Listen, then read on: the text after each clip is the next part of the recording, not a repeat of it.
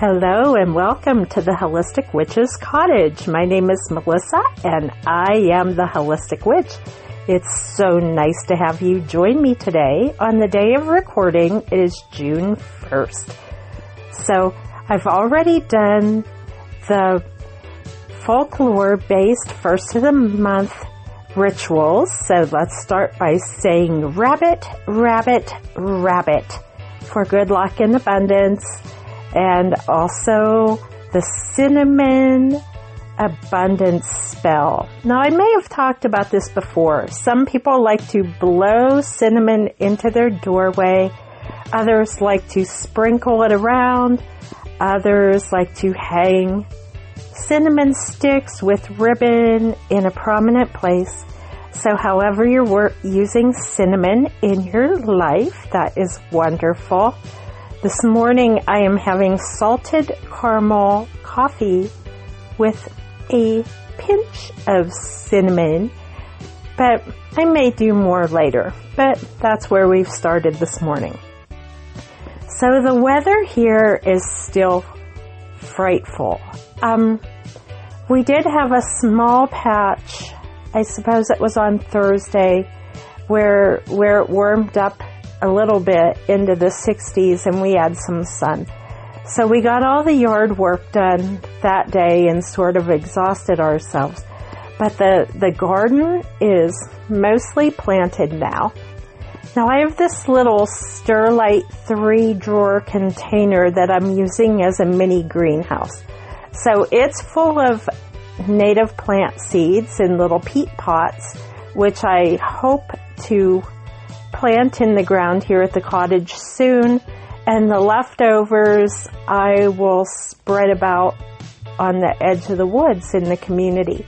We have a lovely rails to trails here and a few parks where maybe some native pollinators might just look very nice and help to feed our birds and insect populations. So those are my plans for the week if the weather cooperates with me. So for the weekend, hubby and I took a trip by highway. It's a little more than an hour to a state park up in the northwest called Cook's Forest State Park on the border from central to northwestern Pennsylvania. I think that's probably a fair way to describe it. And it has some of the oldest growth forest in Pennsylvania. So we live in the forest, but when you go up there, it's like a whole different deal up there. The reason that we went is there was an herb and fiber festival, and that's sort of our thing. But it was raining and not very pleasant, so I felt really badly for the vendors who were sitting outside under their little first up and easy up shelters, because it was windy, it was rainy, and it was super chilly. But we did get a chance to see some beautiful plants. There was only one fiber artist there. I had really hoped to see more of that. Crochet is part of my cottage magic, and I had hoped to see more, but we visited with the fiber arts lady for a bit, and hubby bought some stuff. I brought 2 new plants home. I bought vervain. Now, when I used to live across the other side of town in my mother's house, I had amazing gardens over there too. And I had vervain, and one day my mom decided to take a lawnmower to all my gardens, and she ran the riding lawnmower over all of them. Now, some did come back up, but some didn't make it, and vervain was one that didn't make it. I haven't seen vervain in any of the greenhouses or shops around here, so when I saw it, I thought that's one I think I want to bring home and introduce into my cottage garden. Vervain corresponds with purification. I'm calling it vervain. Other people call it verbena. Two names, same plant. So I brought home this verbena or vervain, and it's lemon smelling and very nice, and it can be used for purification and calming. Now, you may have heard of vervain on a few modern fictional works, one being the Vampire Diaries. Vervain can be linked to vampire lore, and it's said to keep vampires away. I have some vampire lore in my own ancestry. On my maternal side, on her maternal side, if that makes sense. My maternal grandfather would have been German or PA Dutch and had powwow or brasserie heritage. But on the feminine side, they were from the Carpathian Mountains, and some of them were from Transylvania. So there's been a little vampire lore that has traveled through my mom's side of the family over the years. So I'm not necessarily trying to keep vampires away, although that could be a perk if there's some nasty ones about. But I just was drawn to that one. Did you ever go shopping and just felt drawn to something? I felt drawn to that particular plant. So that one just had to come home yesterday. So it did. So hopefully if the weather cooperates, that one will go into the ground in the medicinal garden. The other thing I got was German chamomile. I already have Roman chamomile here, and I tried to plant Polish chamomile last year. I read that there's actually over 25 different types of chamomile. I've certainly never seen them all. But my Roman chamomile doesn't get very high, and it spreads. The Polish chamomile and the Roman chamomile has very tiny blossoms.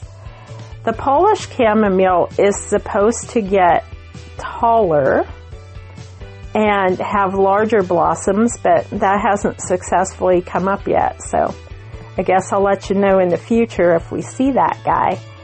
I did bring home German chamomile. Now, I think there was some doubt as to why I bought a mature plant that looks like it's almost done versus a brand new little plant. Another guy was selling German chamomile too, and he had like brand new baby plants, but I bought a very tall mature plant. The mature plant has 10 blossoms on it, which means it has about 1,000 seeds. So I know that I can easily grow chamomile here at the cottage because I have a lot of it. German chamomile can get very tall, 2 to 3 feet, and when we hear things like that here, 2 to 3 feet often becomes 4 to 5 feet at the cottage. So I am hoping to grow some monster-sized German chamomile, so send positive wishes towards me and my little chamomile seeds. Chamomile is very calming. I love to use my own chamomile and just harvest it straight from the plant and use the blossoms in tea. It's also very nice mixed with Epsom salts if you need a calming bath. Now, my little tip for throwing herbs in the tub, unless your drain and plumbing system is very new and much better than ours, I like to put them in a paper coffee filter and just tie them with string or maybe use a ponytail holder to make like a little herbal paper tea bag to drop in the tub. And sometimes I put the Epsom salt in that coffee filter too, and sometimes baking soda depending on my needs. and drop that in the tub, and that way there's no petally mess to clean up afterwards. So I'm hoping to get a lot of chamomile. There were hundreds of plants. Most of them we already have here. So there's only so much space, so we don't need more redundancy. But I was happy to bring home 2.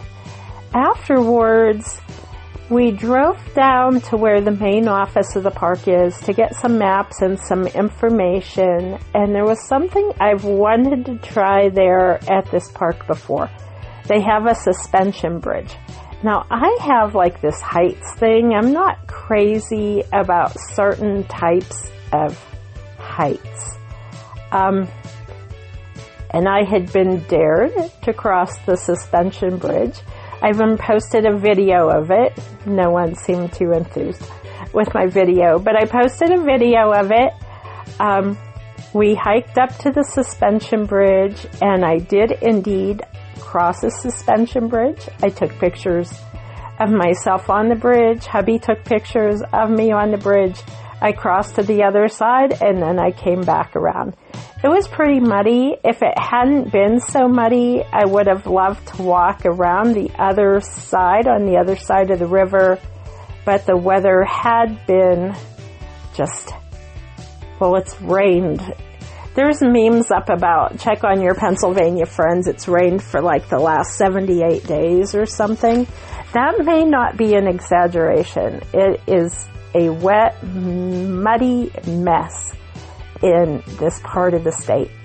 But I did cross the bridge. It was beautiful to stand out on there and look over the river. And my heights thing didn't even bother me at all. For anyone who's gone on that bridge, I'm sure they're thinking that bridge isn't that high and it's not that bouncy and swingy. Actually, I was pleasantly surprised that all of that was true. It wasn't that high. It was kind of long. It wasn't that high, and it wasn't very bouncy or swingy until my husband got on it behind me and started making it do that. So that was cool. It was fun. The reason I bring up those kind of bridges can be considered a liminal space.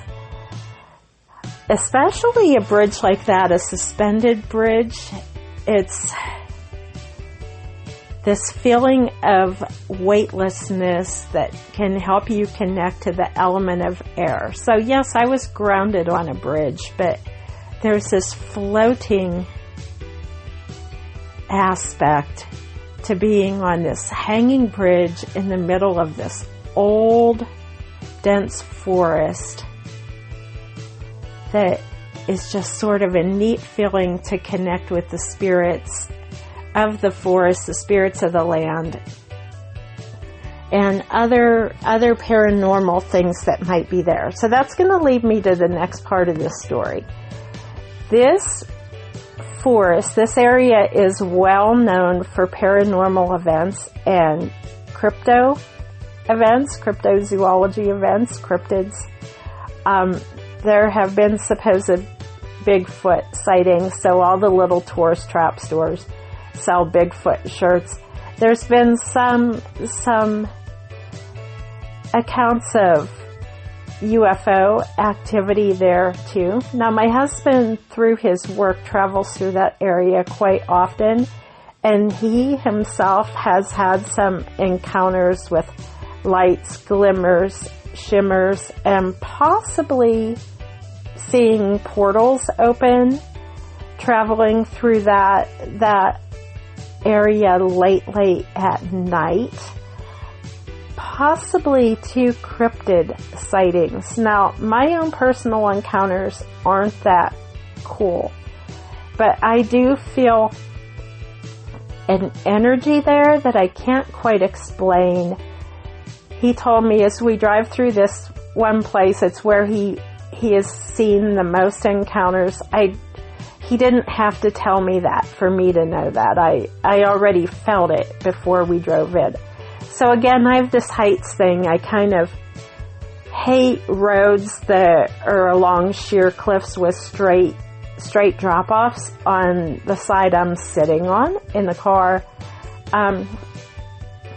But there was something about being in that forest. I was looking straight down off the side into that dense forest floor. I could definitely sense something down there that I wanted to connect with, but no sightings yesterday, but hopefully a sighting in the future that I can talk about. So we stopped at a few of the little tourist stores. There was one that would be probably I would just have to call a junk shop. It wasn't even like an antique shop. It was just piled with old junk and stuff. But there was some neat stuff in there, and I am very attuned to energy, and I felt a few psychic twinkles in that place. Then we went to two other places that are just tourist traps. But the one is called the Pickle Barrel. And yes, they do sell pickles, but they sell lots of other stuff too. Probably the stuff that you see at most shops like that. All the little plastic crap hanging on the wall for little kids to buy, and slingshots and little keychains and little plastic junk toys and little bags of plastic Sasquatch and stuff like that. I did buy kiddo a Pickle Barrel t-shirt. Now, some of the Pickle Barrel t-shirts were a little dirty. Let's say it that way. There was one that had a female deer on it that was wearing a pickle suit, and it was dill-DOE, so dildo. So a lot of the shirts were like that, maybe a little risque pickle shirts, so I passed on those. I did get a cute pin. I have this cap that I wear to places like that. My goal is always to get a new pin to stick on my sparkly witchy cap. And this one, I think it says peace, love, and pickles or something, which I thought was funny. But hubby found something at the Pickle Barrel. I have it. We have an enormous collection of stuffed animals here. I'm kind of a stuffy freak. And I talk for the stuffed animals here because I'm ridiculous. So in a moment, I will introduce you to my new friend. Now, this new friend, I guess, sort of called to hubby. So out of all the stuffies and cutesies that they had at this shop, this is the one that came home. Now, earlier in the week, kiddo and I were going to the next town over, and we had 3 of the tiniest black bear baby cubs cross in front of us on the road. So I'm not sure if this little bugger is in honor of our bear sighting, but hubby bought this tiny little stuffy bear cub. He's very cute. I may share a picture on the Facebook page.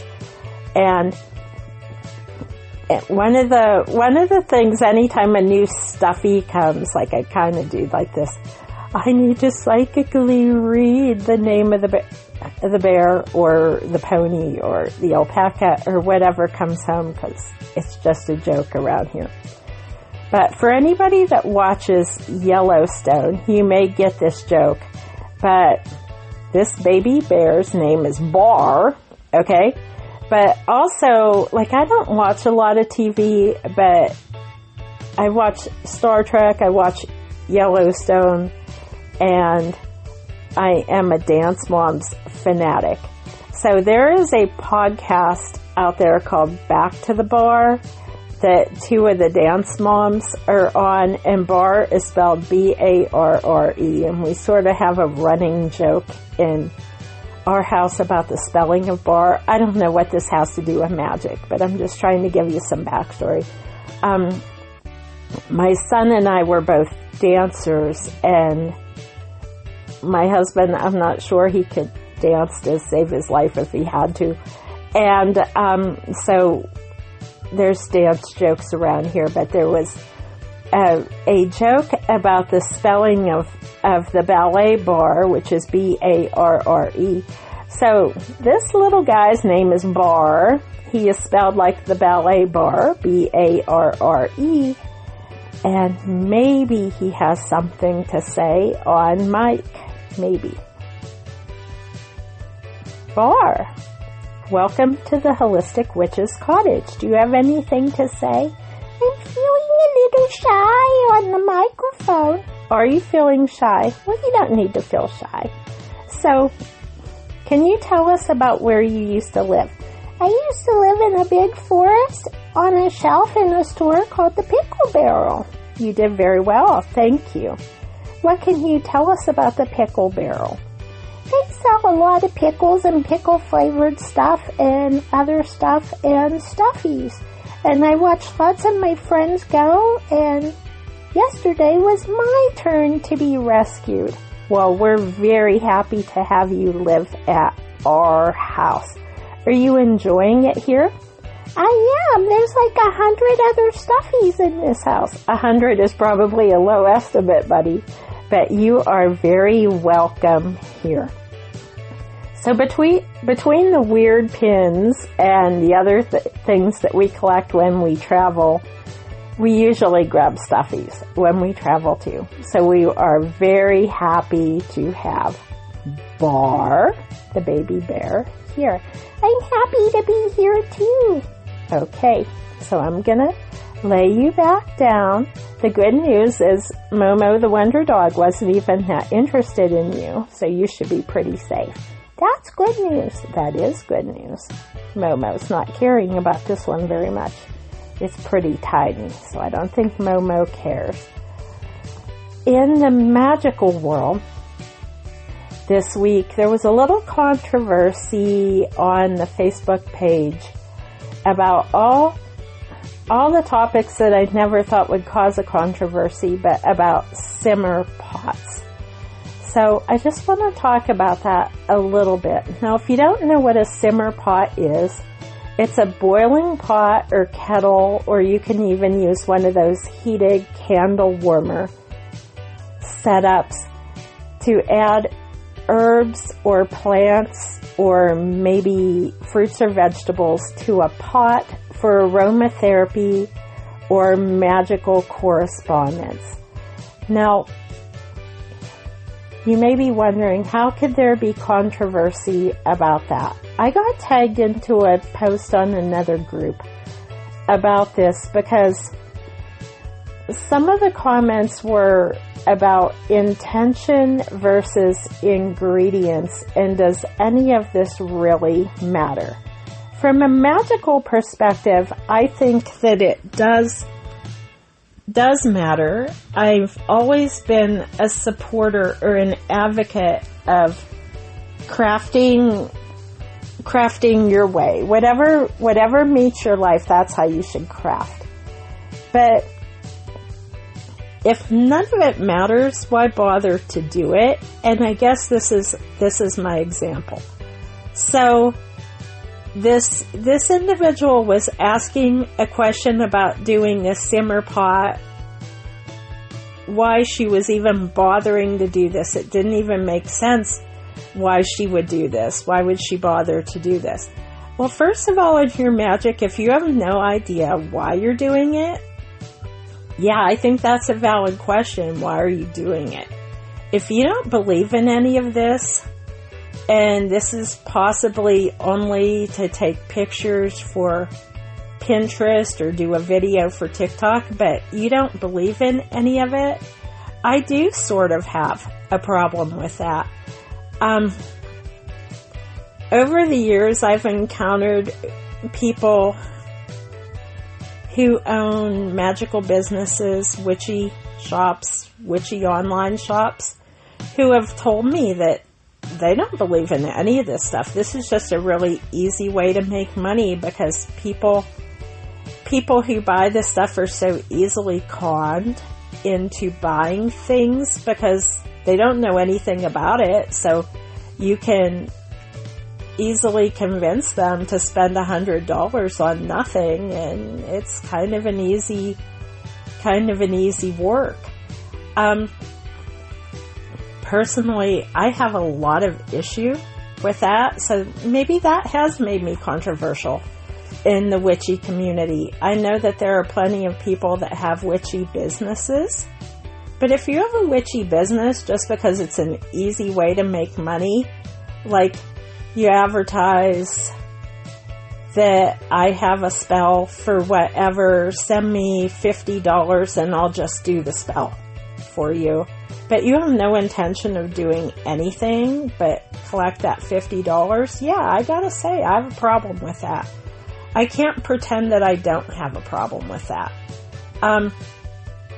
That's why I've always been on more the educational side of magic. I've tried to teach people how to do their own things, so they're probably less likely to be scammed by the money makers. So let's take that back to the simmer pot.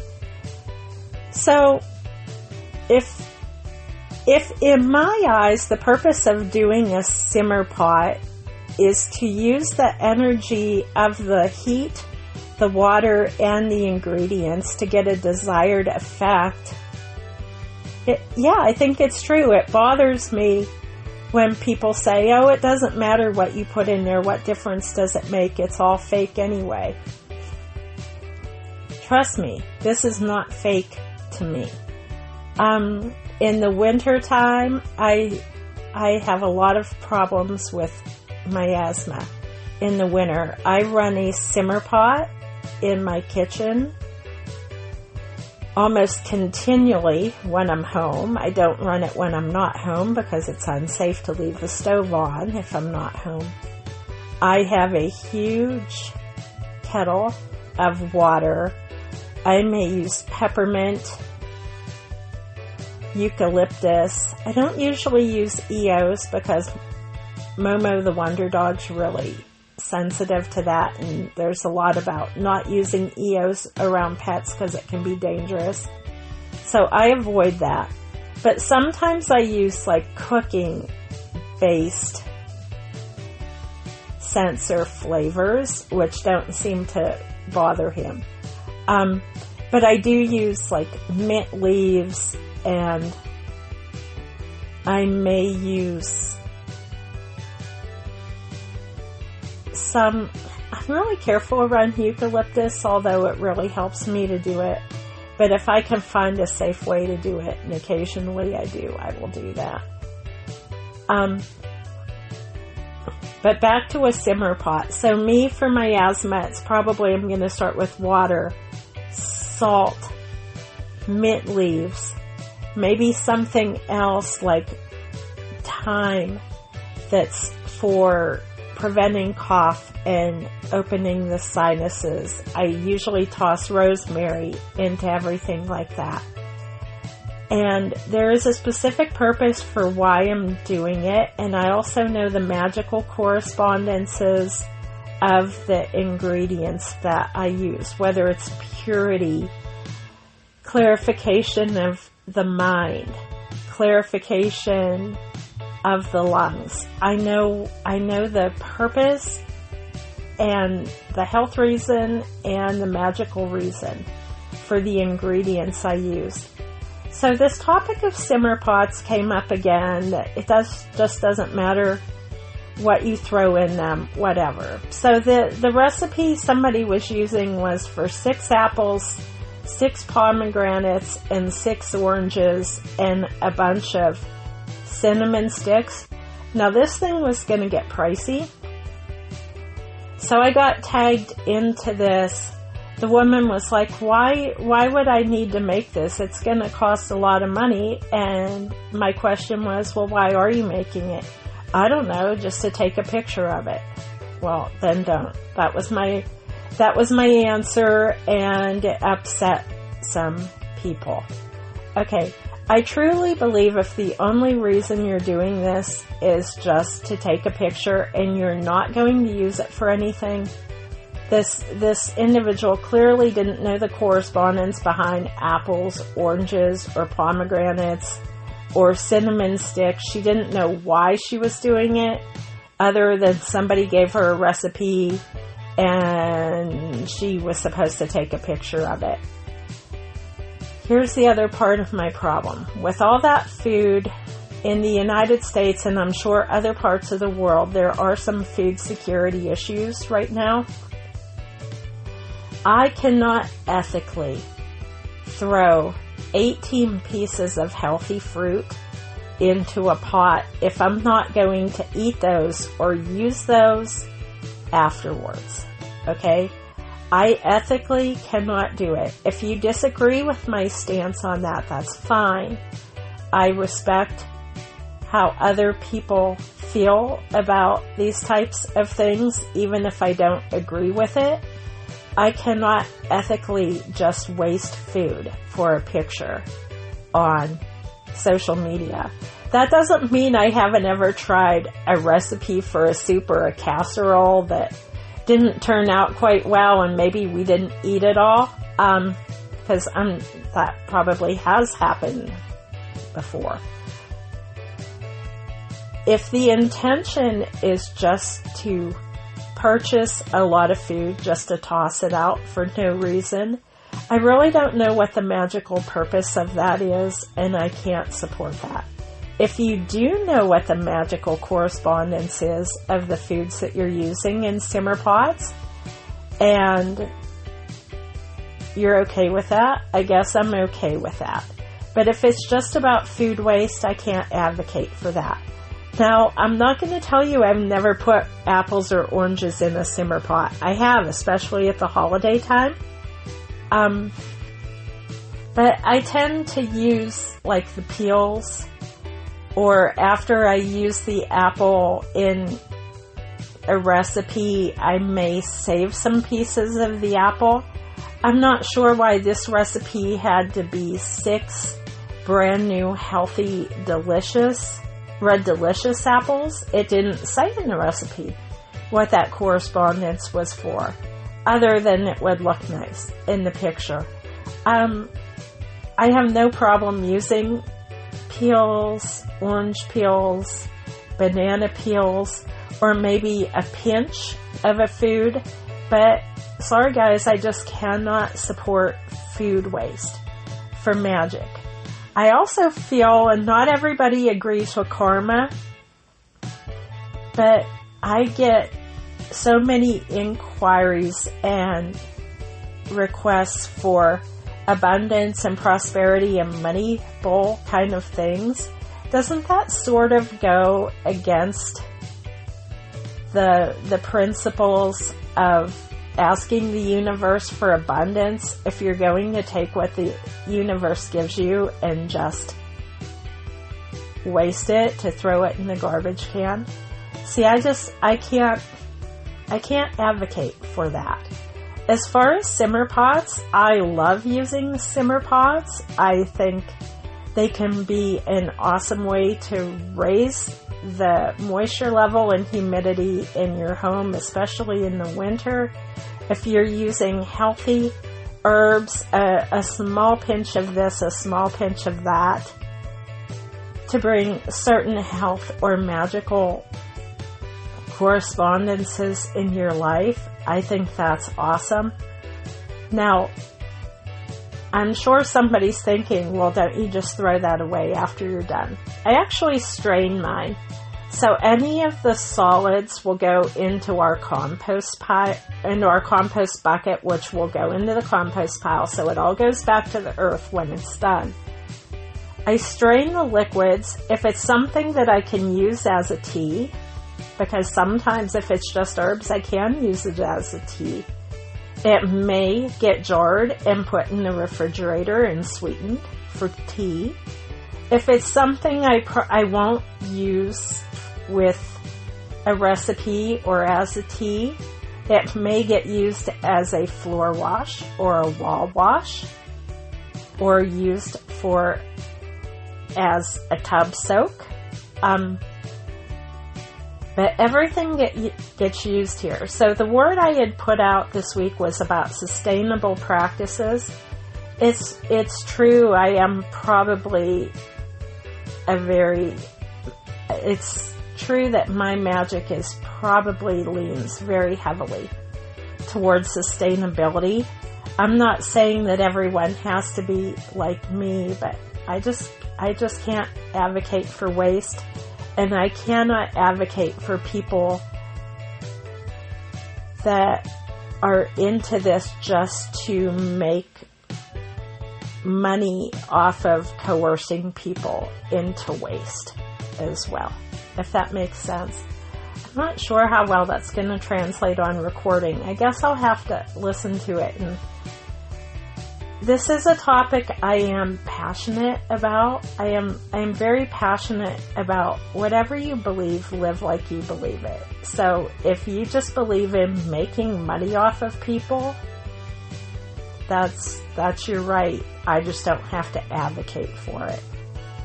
I believe in sustainable practices, actually learning what I'm doing and trying to help others so they know what they're doing, and I live like I believe it. Not everyone agrees with me, and I don't agree with the people that just try to coerce newcomers into wasting hundreds of dollars on stuff and they don't know why, and then they contact me and say, I bought all this stuff, I tried all this stuff, and nothing worked. Well, I'm sorry that nothing worked, but what was your intention behind it? Do you have an intention? Do you know that you're supposed to have an intention? Do you have any idea what any of these ingredients are for? Well, if not, that may be why it didn't work. And I guess I'll leave it at that. What do you think about that, Barre? I think that Barre is ready for breakfast. I think maybe Barre is ready for breakfast. I don't think there's too much else to talk about this week. I'm hoping that wherever you are, you will be safe and well. Today, as I'm recording on June 1st, I've seen a lot of notices about solar storms and that type of thing for today, that electronics may be affected. So wherever you are, I hope you are safe and well. What do you think, Barre? Be safe and well. Thank you, Barre. And I will talk to you next time. Be safe and blessings on your journey. Bye-bye.